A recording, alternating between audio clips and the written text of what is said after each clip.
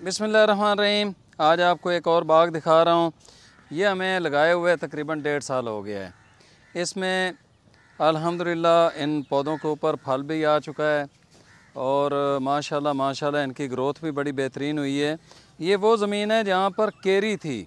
बहुत ज़्यादा जो है वो कोयला रेलवे, जब वो पहले इंजन पाकिस्तान रेलवे के चला करते थे उसके ऊपर कोयले के ऊपर, तो उस वक्त सारा कोयला यहाँ पर उतारा जाता था, फिर यहाँ से उठा के तो वो गाड़ियों के अंदर डाला जाता था। तो उसकी जो ब्रीक केरी होती थी, जो उसकी राख टाइप बन जाती थी, वो सारी इधर ही पड़ी रहती थी। तो 6-8 इंच केरी है।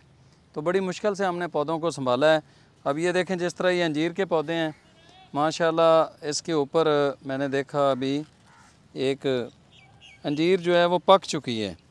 हाँ, ये है, ये अल्हम्दुलिल्लाह अंजीर है। इसी तरह अगर यहाँ पे कैमरा मैन ज़रा दिखा दे, हाँ ये भी एक, ये भी पक चुका है।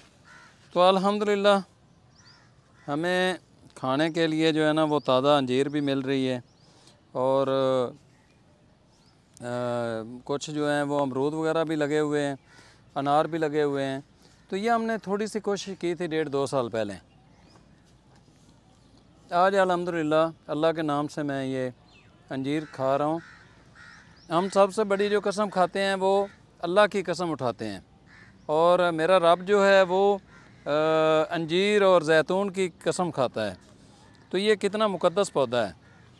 कल हमने कोई 1.5 साल पहले लगाया और अभी इसका फल खा रहे हैं। तो ये बहुत ही अच्छा पौधा है। इसी तरह यहाँ पर अगर ये दिखाएं, ये माशाल्लाह हमारे अनार के पौधे हैं।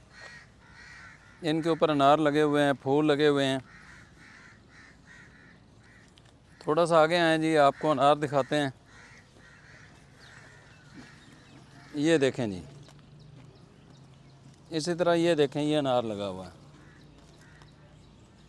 तो आप लोग भी घर के अंदर फल वाले पौधे लगाएं ताकि आप फल भी खा सकें और उससे बाकी भी जो है वो फ़ायदा हासिल कर सकें। तो अपने अपने घरों को हमने दरख्तों से ढकना है। अगर आज दरख्त नहीं लगाएंगे तो फिर इस मुल्क में रह नहीं पाएंगे।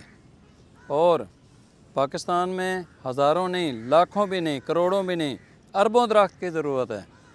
तो जब तक हम सब लोग पौधे नहीं लगाएंगे हमारा मुल्क हरा भरा नहीं होगा।